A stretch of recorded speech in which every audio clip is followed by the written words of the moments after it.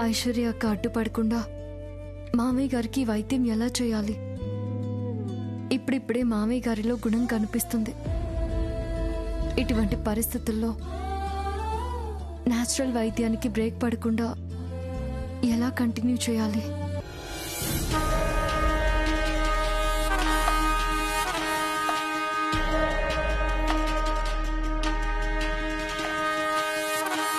అమ్మా తులసి, రండి. ఎలా ఉందమ్మా? కడుపు నొప్పి పూర్తిగా తగ్గిపోయిందా? తగ్గింది. తగ్గుతుంది, నాకు తెలుసు. టాబ్లెట్ వేసాక తగ్గకుండా ఎలా ఉంటుంది? చూడమ్మా, నీ మంచి కోరేవాడిగా నీకొక నగ్న సత్యం చెప్తాను విను. ఆరోగ్యమే మహాభాగ్యమని మన పెద్దలు ఎందుకన్నారో తెలుసా? ఏ భాగ్యమైనా సరే పోగొట్టుకుంటే తిరిగి సంపాదించుకోవచ్చు, కానీ ఆరోగ్యాన్ని పోగొట్టుకుంటే జీవితంలో తిరిగి సంపాదించుకోలేం. అందుకే ఆరోగ్యమే మహాభాగ్యం అన్నారు. కాబట్టి ఇక నుంచి ఎప్పుడైనా సరే నీ ఒంట్లో ఏమాత్రం బాగోకపోయినా, కొంచెం నలతగా అనిపించినా అశ్రద్ధ చేయొద్దు. హాస్పిటల్ టాబ్లెట్లు వద్దని చెప్పి అస్సలు అనొద్దు. దానికి తగిన టాబ్లెట్ వేసుకొని 1 గంట రెస్ట్ తీసుకుంటే చాలు. తర్వాత లేచి నీ పని నువ్వు చూసుకోవచ్చు. అలాగేనండి, ఇక నుంచి అలాగే చేస్తాను. Good, very good. వస్తానమ్మా.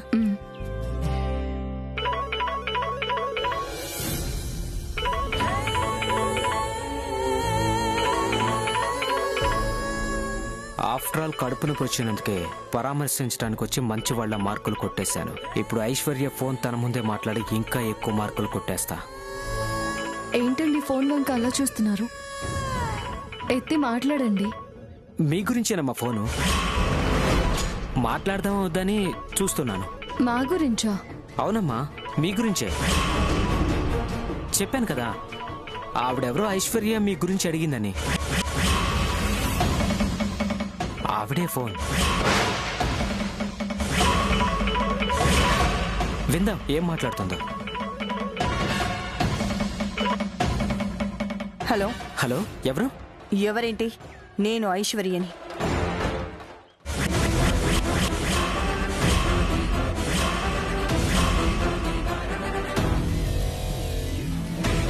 ఐశ్వర్య అంటే ఎవరు? గుర్తుపట్టలేదా? నన్ను గుర్తుపట్టలేదా? లేదు మేడం. ఓ మొగుడు పెళ్లాల ఫోటో నీకు చూపించి వాళ్ళు ఎక్కడన్నా కనపడితే నాకు చెప్పమని, నీకు ఎంత కావాలంటే అంత డబ్బిస్తానని చెప్పాను కదా.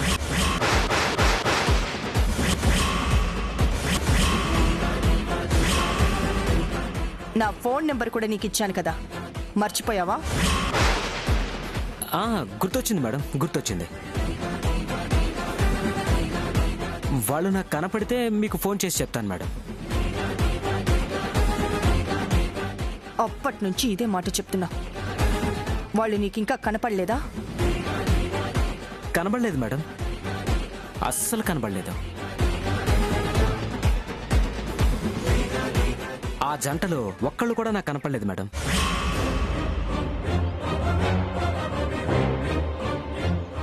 వాళ్ళలో ఏ ఒక్కరు కనపడ్డా నేను వెంటనే మీకు కాల్ చేసి చెప్తాను మేడం. ఓకే, వెంటనే ఫోన్ చేసి చెప్పు. అలాగే మేడం. ఇప్పుడు నన్ను మర్చిపోయినట్టుగా రేపు వాళ్ళు కనపడగానే నాకు ఫోన్ చేసే విషయం మర్చిపోవద్దు. అర్థమైందా? అర్థమైంది మేడం. వాళ్ళు కనబడగానే మీకు ఫోన్ చేస్తాను. ఉంటాను మేడం. ఓకే.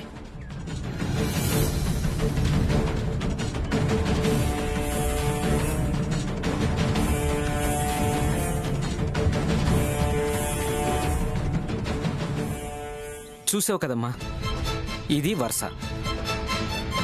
రోజు 4-5 సార్లు ఫోన్ చేసి ఇలా అడుగుతూనే ఉంటుంది.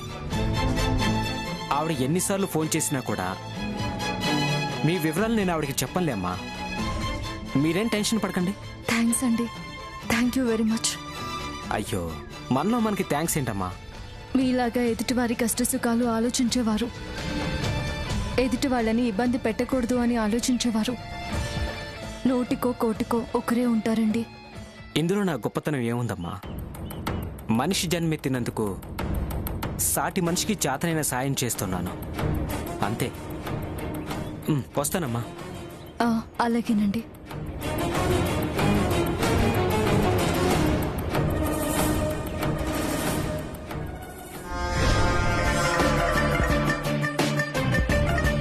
పిచ్చి మొహమా, నేను మంచి వాళ్ళ బిల్డప్ ఇవ్వడం కోసమే నీ ముందు ఆవిడతో ఫోన్లో మాట్లాడాను.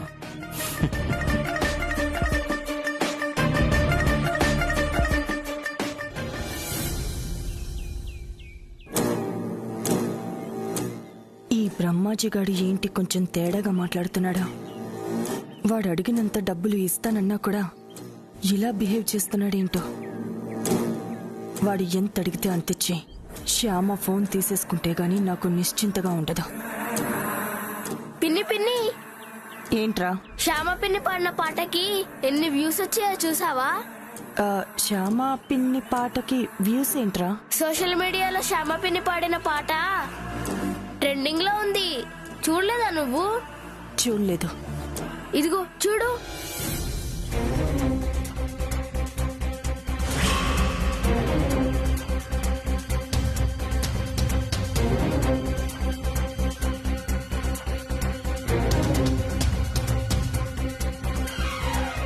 ఓహో, ఇదిలా పాటలు పాడి డబ్బు సంపాదిస్తుందన్నమాట. ఒక రకంగా ఇది నాకు మంచిదే. ఈ ఛానల్ ఫోన్ నెంబర్ గానీ అడ్రస్ గానీ దొరికితే శ్యామ అడ్రస్ పట్టుకోవచ్చు. దాని దగ్గరికి వెళ్ళి ఆ ఫోన్ తెచ్చుకోవచ్చు. ఈ ఛానల్ డీటెయిల్స్ ఏమన్నా దొరుకుతాయేమో చూద్దాం. ఛానల్కి సంబంధించిన ఫోన్ నెంబర్ దొరకలేదే. మెయిల్ ఐడి అన్న ఏమన్నా ఉందేమో చూద్దాం. మెయిల్ ఐడి కూడా లేదు. ఏం చేయాలి ఇప్పుడు? ఏంటి పిన్ని వెతుకుతున్నావేం కావాలి? ఏం లేదు, తీసుకెళ్ళు. ఎలా? ఆ ఛానల్ అడ్రస్ ఎలా పట్టుకోవాలి? గీతకు ఒక ఛానల్ ఉంది కదా, ఈ ఛానల్ గురించి వీటి డీటెయిల్స్ గురించి దానికి తెలిసి ఉంటుంది.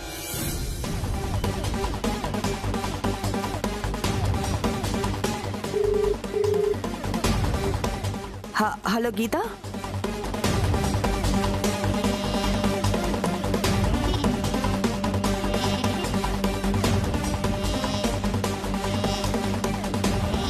చెప్పింది అర్థమైంది కదా? ఛానల్ అడ్రస్ దొరకగానే నాకు ఫోన్ చేయి.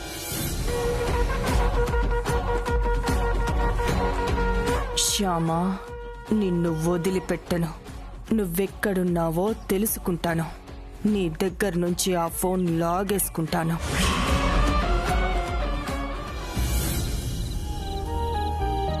అఖిల్ బాబుకి అబద్ధం చెప్పాల్సి వస్తుంది. ఇంక నా వల్ల కాదు. ఈరోజు అఖిల్ బాబుకి నిజం చెప్పేయాలి.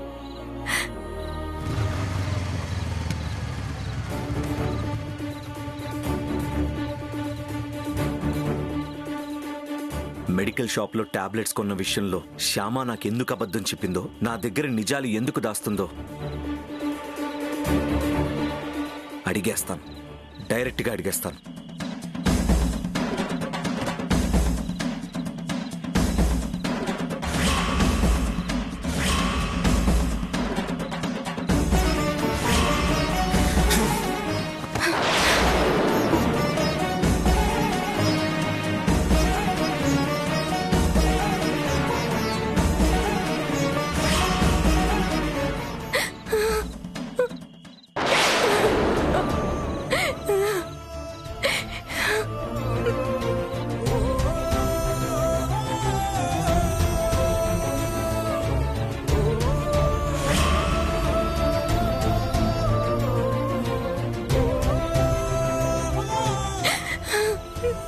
ఏంటి శ్యామ, ఏమైంది?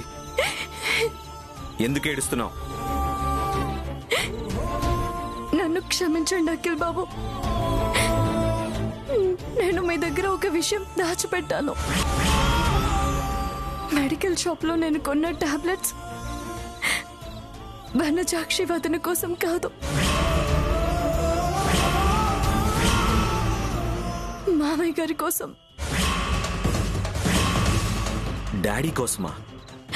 అవును అఖిల్ బాబు. డాడీ కోసం నువ్వు టాబ్లెట్స్ కొనడం ఏంటి? నేను మీకు తెలియకుండా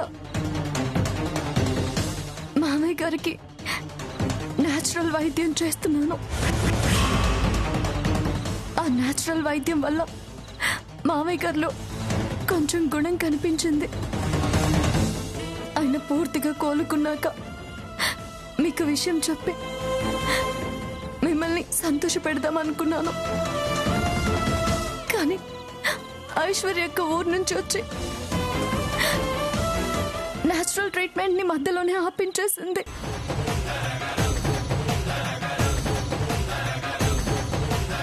కానీ నేను టాబ్లెట్ వేశాక మళ్ళీ కాళ్ళు చేతులు బిగుసుకుపోతున్నాయి. కానీ ఈ టాబ్లెట్ వాడితే నరాలు చచ్చుబడిపోతాయి. అలా ఐశ్వర్య ఆపకపోయి ఉంటే తొందరలో మామయ్య గారు లేచి తిరిగేవారేమో. మామయ్య గారు కోలుకోవడం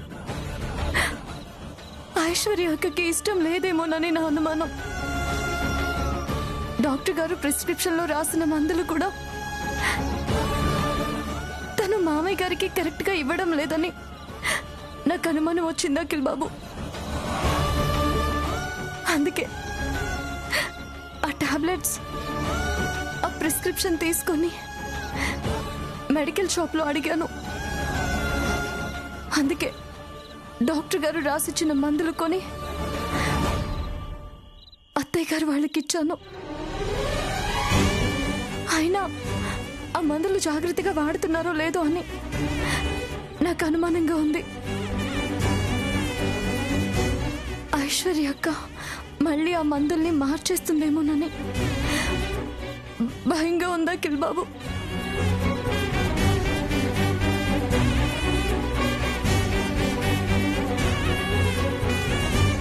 ఇప్పుడు మనం చేయాల్సింది భయపడ్డం కాదు శ్యామ, బుద్ధి చెప్పాలి. ఐశ్వర్య వదిన బుద్ధిని బయట పెట్టాలి. పద, ఇంటికెళ్ళి జరిగింది మొత్తం మమ్మీకి చెప్దాం. పద. అఖిల్ బాబు ఆగండి, ఆవేశపడకండి. ఐశ్వర్య అక్క అలా చేస్తుందేమోనని కేవలం నా అనుమానం మాత్రమే. దాన్ని నిరూపించమని ఐశ్వర్య అక్క అడిగితే మన దగ్గర సాక్ష్యాలేమీ లేవు కదా, మనం నిరూపించలేము. మనమేదో కావాలని ఐశ్వర్య అక్క మీద నింద వేశామని చెప్పి మన మీద అత్తయ్య గారి వాళ్ళకి ఇంకా కోపం పెరిగేలా చేస్తుంది ఐశ్వర్య అక్క. అయితే మరి ఇప్పుడు ఏం చేద్దాం శ్యామ? డాడీని కాపాడుకోవడం ఎలా?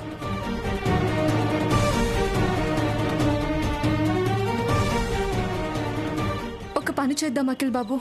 ఏంటి?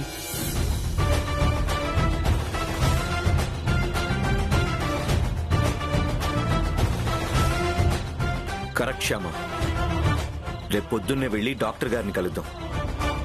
అలాగే అఖిల్ బాబు. శ్యామ, సారీ, తొందరపడి. పర్లేదు అఖిల్ బాబు.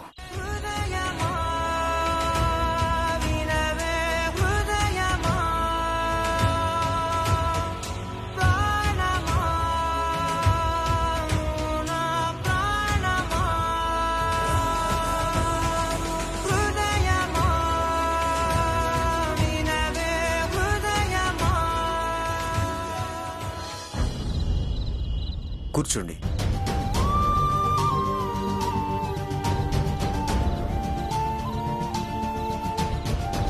డాడీని తీసుకొచ్చారా? లేదు డాక్టర్, మీతో మాట్లాడదామని వచ్చాం. చెప్పండి.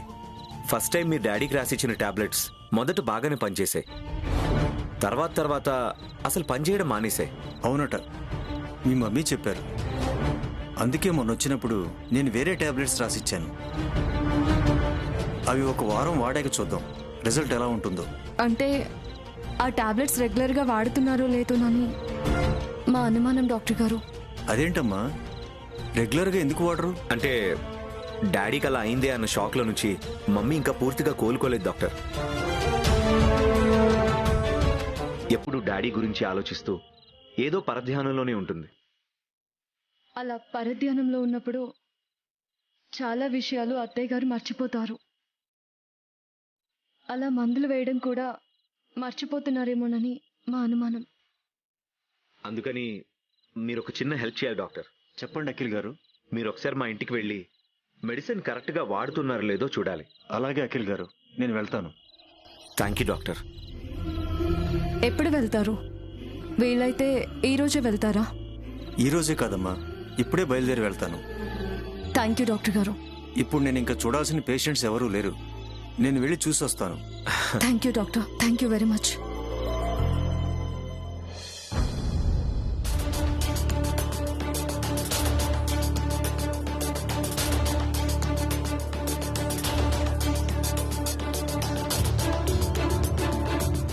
ఇదేంటి డాక్టర్ గారు వస్తున్నారు? ఐశ్వర్య, ఏంటత్తయ్య? డాక్టర్ గారు వస్తున్నారు. నువ్వేమైనా రమ్మని ఫోన్ చేసావా? లేదత్తయ్య, వైదేహి అక్క ఏమన్నా ఫోన్ చేసిందేమో. లేదు, నేనేం ఫోన్ చేయలేదత్తయ్య. మరి డాక్టర్ గారు ఎందుకు వస్తున్నట్టు?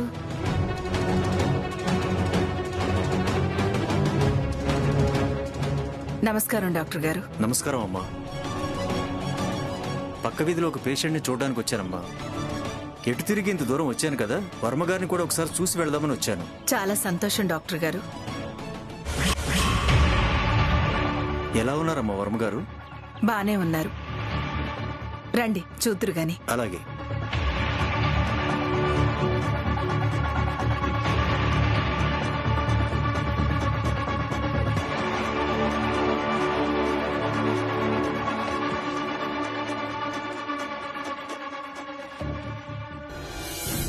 ఊపిరి సలపనంత బిజీగా ఉండే ఈ డాక్టర్, అపాయింట్మెంట్ దొరకటమే కష్టమైన ఈ డాక్టర్ తనంతట తాను మావయ్య గారిని చూడ్డానికి ఎందుకొచ్చారు? ఏమండి, డాక్టర్ గారు వచ్చారు.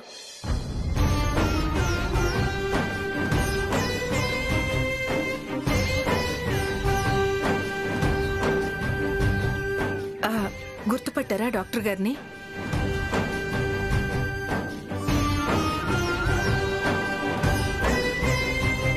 అది డాక్టర్, ఈయన పరిస్థితి. అలాగే చూస్తూ ఉంటారు. కళ్ల ముందు కనపడేది, మనం చెప్పేది ఆయనకు అర్థమవుతుందో లేదో తెలియట్లేదు.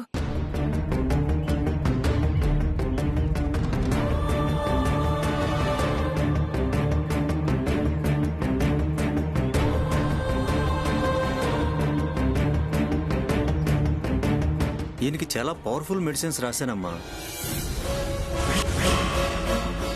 అయినా కూడా ఈయనలో ఎందుకు మార్పు రావటం లేదో నాకు అర్థం కావట్లేదు. అంతకంటే పవర్ఫుల్ మెడిసిన్స్ నేను వాడుతున్నాను కదా, మార్పు రాకుండా ఉండటానికి. టాబ్లెట్స్ రెగ్యులర్ గా వాడుతున్నారు కదా? వాడుతున్నాం డాక్టర్. ఆ టాబ్లెట్స్ ఒకసారి చూపిస్తారా?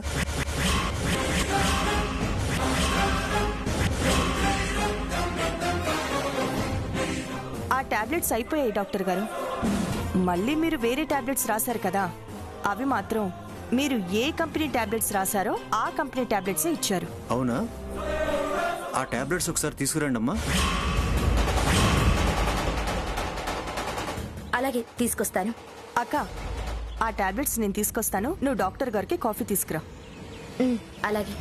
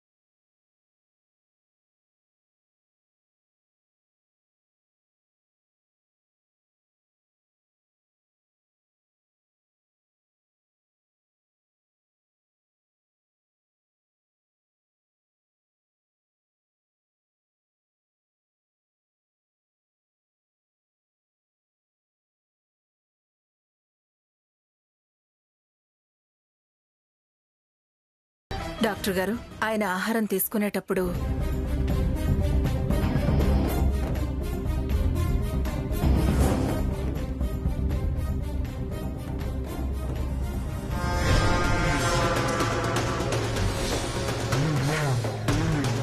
ఈ డాక్టర్ వచ్చే టైంకి నేను ఇంట్లో ఉన్నాను కాబట్టి నేను వాడే టాబ్లెట్లు పక్కన పెట్టి ఆయన రాసిచ్చిన టాబ్లెట్లే తెచ్చి చూపించాను.